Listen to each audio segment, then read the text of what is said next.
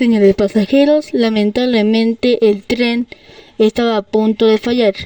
Tenemos que esperar porque se estaba cortando la energía. Por su preferencia, muchas gracias.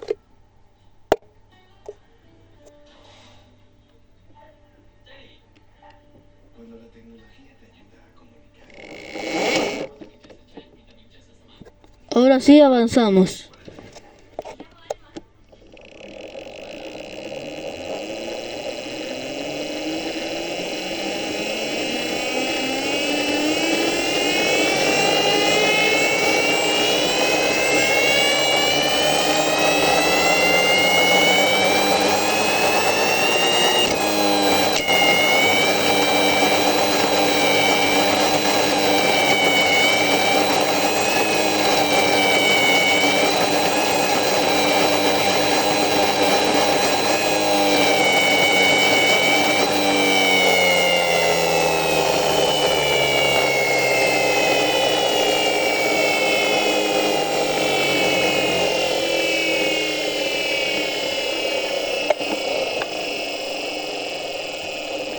Señores pasajeros, el tren ya está a punto de funcionar y entonces, pero lamentablemente tuvo fallos mecánicos.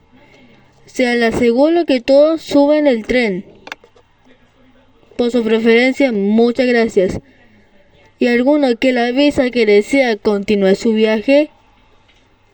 Y algunos que no, que alguien quiere tomar otro tren. Les avisaré que el tren va a recuperarse. Por su preferencia, muchas gracias.